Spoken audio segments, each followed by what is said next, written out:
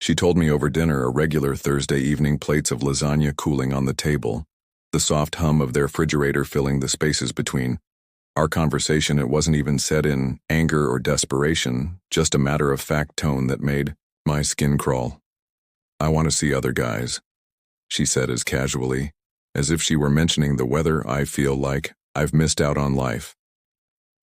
I stared at her fork, frozen halfway to my mouth. For a moment, I thought I hadn't heard her correctly, but her expression was clear. There was no shame, no hesitation, just conviction. It felt like a punch to the gut, the kind that left you breathless and doubled over. "Excuse me," my voice was cold-clipped. She sighed, setting her fork down with an exaggerated sigh, as if she were the one carrying some unbearable burden. "Come on, Adam, we've been married for 8 years, don't you? Ever wonder what else is out there? Who else is out there? I love you, but I think I need more." My hands clenched around the silverware. "You think you need more?" Yes, her eyes locked on mine, daring me to argue I've been talking to someone, and there it was, the unspoken truth that I'd ignored 4 months.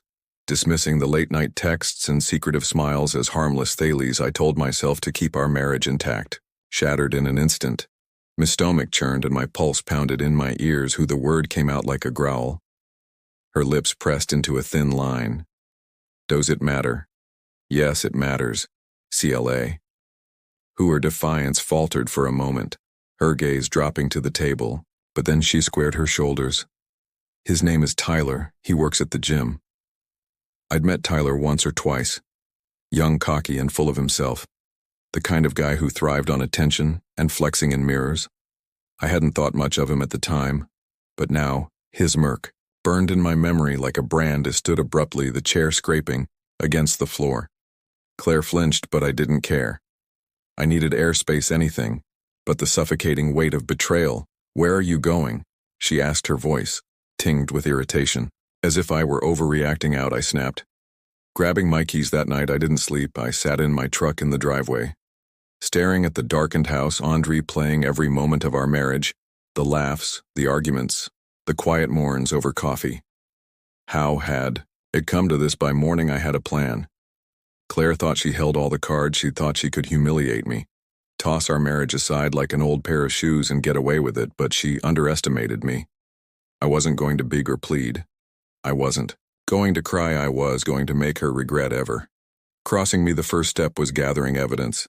If Claire wanted to act like a single woman, I would treat her as such over the next week. I played the perfect husband, acting as if nothing had changed. She bought it, of course, her guilt if she had, and he was buried beneath her thrill at her newfound freedom.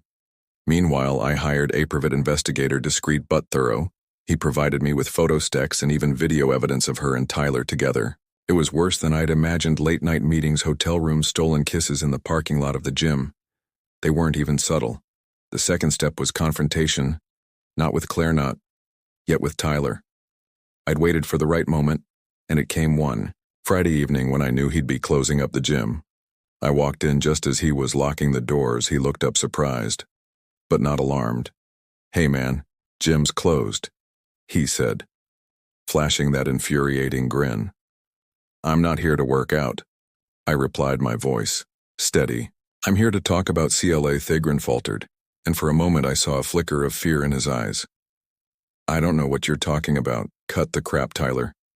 I know everything." He took a step back, his bravado crumbling look. "Man, I didn't mean what, to screw another man's wife?" My voice rose, echoing in the empty gym.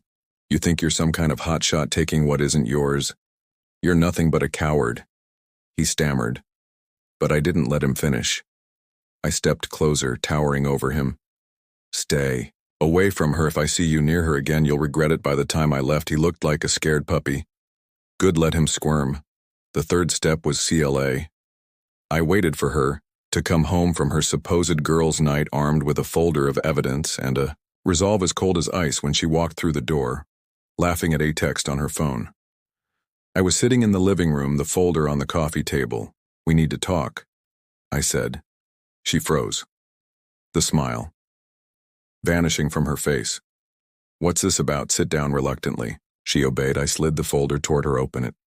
Her hands trembled as she flipped through the contents. Her face went pale. and her eyes darted to mine. Adam, I can't explain, don't. My voice was sharp. Don't insult me with lies you wanted other guys.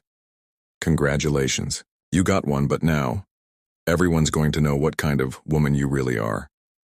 Her eyes widened. What do you mean?